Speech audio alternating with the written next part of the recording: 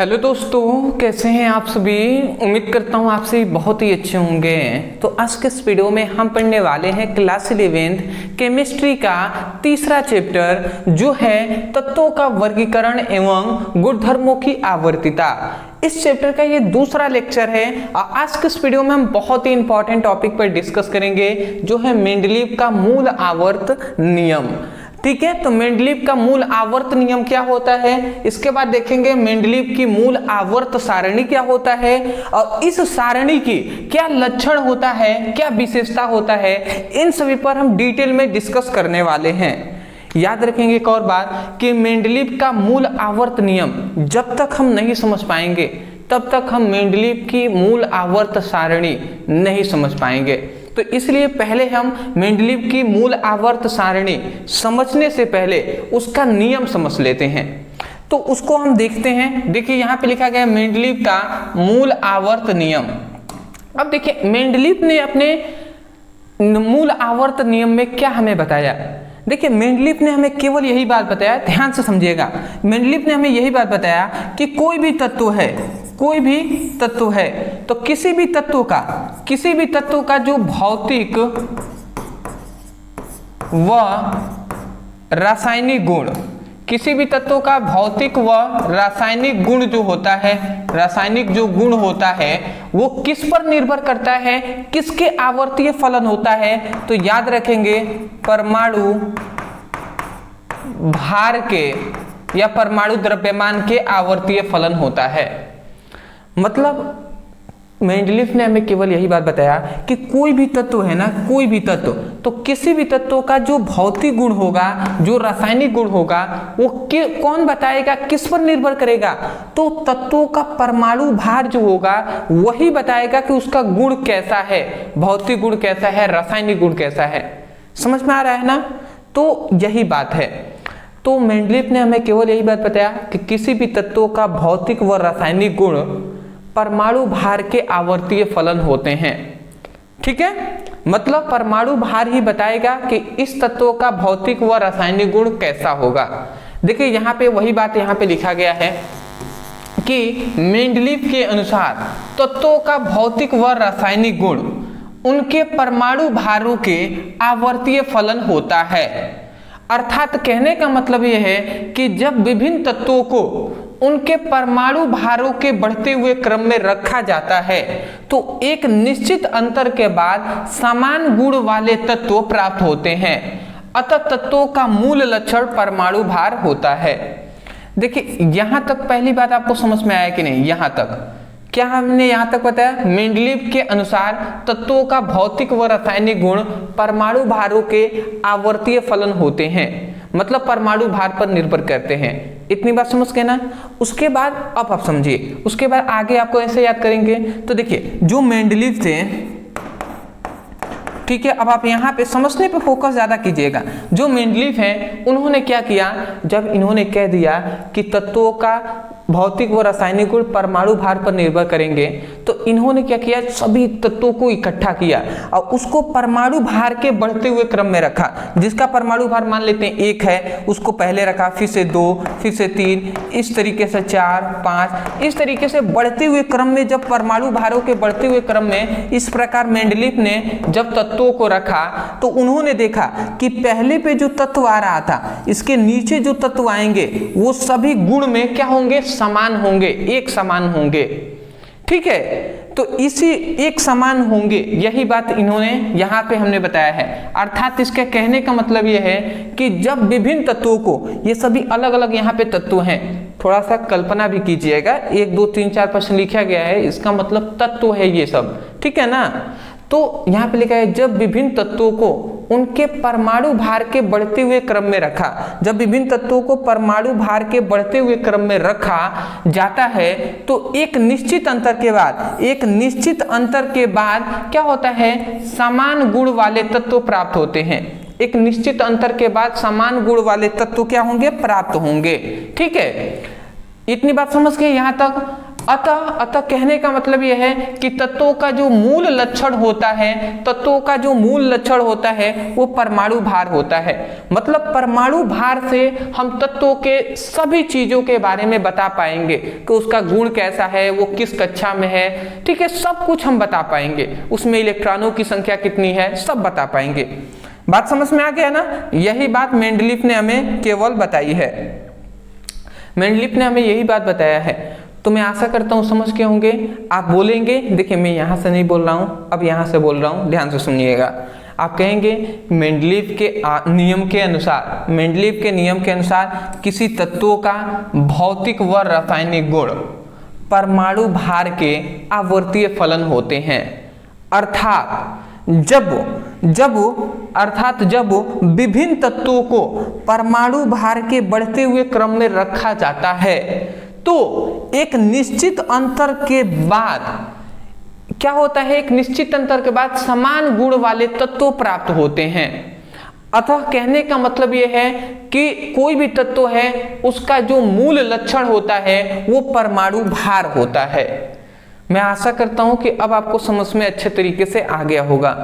तो इतनी बात समझ गए ना कि तत्वों का भौतिक व रासायनिक गुण परमाणु भार पर निर्भर करता है। तो अब चलिए स्क्रीनशॉट लेना चाहें तो आप ले सकते हैं।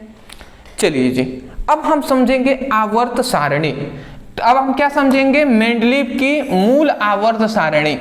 अब हम समझते हैं मेंडलीव का मूल आवर्त सारणी क्या है। देखिए, मेंडलीव ने जब अपने आवर्त नियम दे दिया उसके बाद उन्होंने अपने आवर्त सारणी बनाया। कैसे इन्होंने बनाया? तो इन्होंने बता ही दिया था कि कोई भी तत्व है उसका, कोई भी तत्वों का भौतिक व रासायनिक गुण जो होगा वो परमाणु भार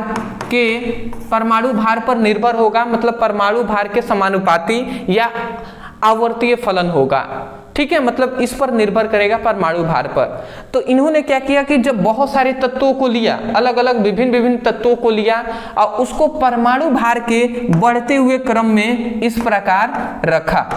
इस प्रकार परमाणु भार के बढ़ते हुए क्रम में फिर से इन्होंने रखना इस तरीके से स्टार्ट कर दिया। बात समझ रहे हैं? तो जब इस तरीके से इन्होंने परमाणु भार के बढ़ते हुए क्रम में इस तरीके से तत्वों को रखा तो इनको एक सारणी प्राप्त हुआ, ठीक है, और इसी सारणी को इन्होंने मेंडलीव का मूल आवर्त सारणी कह दिया। समझ रहे हैं? थोड़ी सी एक कल्पना करेंगे कि यहाँ पे सब तत्व रखे जाएंगे तो एक सारणी हमें मिल जाएगी, और एक सारणी मिलेगी, उसी को इन्होंने मूल आवर्त सारणी कह दिया। वही बात हमने यहाँ पे लिखा है कि मेंडलीव ने अपने समय में ज्ञात तत्वों को, मतलब उस समय पर जितने भी तत्व ज्ञात थे उनको, तो मेंडलीव ने अपने समय में ज्ञात तत्वों को परमाणु भार के बढ़ते हुए क्रम में रखा। परमाणु भार के बढ़ते हुए क्रम में रखकर एक सारणी बनाई जिसे समान गुण वाले तत्व समान समूह में थे, जिससे समान गुण वाले जो तत्व होंगे वो एक समान में होंगे। मतलब पहला जो है इसके नीचे जितने भी होंगे वो एक समूह में होंगे, फिर से इसके नीचे जो होंगे उन सभी का गुण एक समान होगा, फिर से इसके नीचे जो होगा वो सभी का गुण समान होगा। समझ रहे हैं ना? तो वही कहा जा रहा है कि मेंडलीव ने अपने समय में ज्ञात तत्वों को परमाणु भार के बढ़ते हुए क्रम में रखकर एक सारणी बनाई जिसमें समान गुण वाले तत्व समान समूह में होते हैं। इस सारणी को मेंडलीव का मूल आवर्त सारणी कहा गया। तो मैं आशा करता हूं कि मेंडलीव का मूल आवर्त सारणी आपने समझ लिया होगा, ठीक है ना? केवल इतनी बात याद रखेंगे। उसके बाद अब हम देख लेते हैं मेंडलीव की मूल आवर्त सारणी का लक्षण। तो मेंडलीव का मूल आवर्त सारणी का क्या है लक्षण, इसको हम समझते हैं जी। अब देखिए, इसकी विशेषता भी कह सकते हैं, गुण भी कह सकते हैं, इससे कंफ्यूज नहीं होना है, बात एक ही है। तो देखिए, पहला इन्होंने ये बताया कि मूल आवर्त सारणी में कितने 12 क्षैतिज पंक्तियां होती हैं जिसे हम श्रेणी कहते हैं, ठीक है जी। इतनी बात आप समझ गए कि इसमें 12 क्या होती है? क्षैतिज पंक्तियां होती हैं। क्षैतिज पंक्तियों का मतलब ये है, क्षैतिज पंक्तियों का मतलब ये है इस प्रकार 1 2 3 4 5 6 इस तरीके से 12, ठीक है, क्षैतिज पंक्तियां जिसे हम श्रेणियां कहते हैं। श्रेणी कह दें या आवर्त कहें, तो मतलब मेंडलीव की जो मूल आवर्त सारणी है उसमें आवर्त या हम श्रेणी भी कह सकते हैं। तो आवर्त या श्रेणियों की जो संख्या है वो कितनी है? 12 है, 12 है। ठीक है जी। और दूसरी बात कि मूल आवर्त सारणी में 8 ऊर्ध्वाधर पंक्तियां होती हैं जिन्हें वर्ग या समूह कहते हैं। ऊर्ध्वाधर पंक्तियों का मतलब इस प्रकार कुछ 2 3 4 5 6 7 और 1 8। ठीक है, तो इस प्रकार 1 2 3 4 5 6 7 8 ये ऊर्ध्वाधर पंक्तियां हैं। ठीक है, तो ऊर्ध्वाधर पंक्तियां को हम क्या कहते हैं? ऊर्ध्वाधर पंक्तियों को हम वर्ग कहते हैं या समूह कहते हैं या ग्रुप कहते हैं। ये इसकी संख्या कितनी है? 8 है। तो याद रखें मेंडलीव के मूल आवर्त सारणी में आवर्तों की संख्या 12 और वर्गों की संख्या कितनी है? 8 होती है। इतनी बात समझ गए ना। उसके बाद कहा जा रहा है, दूसरा भी हमने समझ लिया, फिर से तीसरा यहाँ पे है, प्रत्येक श्रेणियों में अधिकांश तत्वों को परमाणुओं के बढ़ते हुए क्रम में रखा गया है।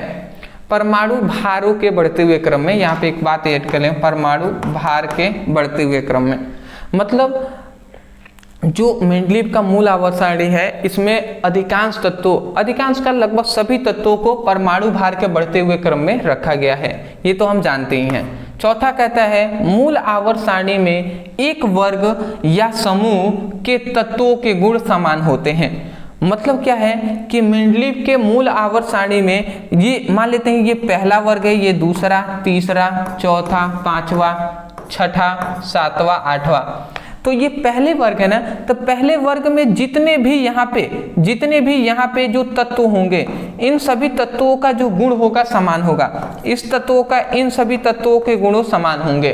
तो वही कहा जा रहा है कि मूल आवर्त सारणी में एक वर्ग में या समूह में तत्वों का जो गुण होगा, तत्वों का इन सभी तत्वों का जो गुण होगा वो क्या होगा? इक्वल होगा, एक समान होगा। समझ रहे हैं ना। पांचवा यहाँ पे आप ध्यान समझेंगे, मूल आवर्त सारणी बनाते समय मेंडलीव ने कुछ स्थान खाली छोड़ दिए। मतलब मेंडलीव ने जब अपने आवर्त सारणी बनाया ना तो उसमें बहुत जगह पर तत्व तो रखे, परंतु कुछ जगहों पर इन्होंने खाली स्थान, इस तरीके से खाली स्थान छोड़ दिया। क्यों खाली स्थान छोड़ा? क्योंकि उन स्थानों पर आने वाले तत्वों की खोज उस समय तक नहीं हुई थी। मतलब उस समय तक क्या हुआ था, जब मोसले ने मेंडलीव ने अपना आवर्त सारणी दिया उस समय पर बहुत सारे तत्व थे जिनकी खोज अभी तक नहीं हुआ था, अब उसकी खोज हुआ है। ठीक है ना। मेंडलीव ने जब अपना मूल आवर्त सारणी दिया था उस समय पर लगभग 60 से 65 ऐसे ही कुछ तत्वों की खोज हुआ था उस समय तक। तो उतना तक तो रख दिया, अदर 118 अभी तक तत्व खोजा गया है। तो अदर जो तत्वों की खोज हुआ तो उनके लिए इन्होंने रिक्त स्थान पहले ही छोड़ दिया था। देखिए कितना बुद्धिमान वाला काम किया है। तो वही बात लिखा है, मूल आवर्त सारणी बनाते समय मेंडलीव ने कुछ खाली स्थान छोड़ दिए थे क्योंकि उन स्थानों पर आने वाले तत्वों की खोज उस समय तक नहीं हुई थी, परंतु खोज के पूर्व, खोज के पहले उनके गुणों का भविष्यवाणी कर दिया गया था जो कि सत्य हुआ। मतलब मेंडलीव ने उन स्थानों को खाली तो छोड़ दिया जिस पर आगे जो तत्व खोजे जाएंगे वो रखे जाएंगे, परंतु मेंडलीव ने एक और बात उन्होंने कह दिया कि जो तत्व यहाँ पे खोजे जाएंगे वो तत्व इस तीसरे वर्ग से मिलेंगे। मतलब जिस वर्ग में इन्होंने खाली स्थान छोड़ा उन्होंने बता दिया कि इसका गुण कैसा होगा। उनको पता नहीं था कि कौन तत्व यहाँ पे आएंगे, परंतु उसका गुण इन्होंने बता दिया था, जो कि जब तत्व खोज हुए तो उसके बाद देखा गया तो सच में वो साबित हो गया कि इन सभी तत्वों का गुण बिल्कुल वैसा ही है जैसे कि मेंडलीव ने अपने मूल आवर्त सारणी में बताया है। तो बात समझ गए। तो यही बात है, यही 5 इनकी विशेषताएं हैं जो कि हमने यहाँ पर डिस्कस किया है। और भी बहुत सारे हैं बट मोस्टली जो 5 है तो आप इतना तैयार कीजिए, बहुत है, इतना लिख देंगे बहुत है। मैं आशा करता हूँ दोस्तों आपको आसानी तरीके से समझ में आ गया होगा। अदरवाइज मैं यही कहूँगा, समझ में आया है तो वीडियो को लाइक करके चैनल को सब्सक्राइब कर दीजिएगा। और दूसरी बात, यदि आप क्लास 11th का कोई भी टॉपिक है फिजिक्स में, केमिस्ट्री में, जो आपको समझ में नहीं आता, पढ़ना चाहते हैं, उस टॉपिक का नाम लिखिए यूट्यूब पर, अंत में चैनल का नाम लिखकर सर्च कर दीजिए, आपको वो वीडियो मिल जाएगा, तो वहां से पढ़ाई कर सकते हैं।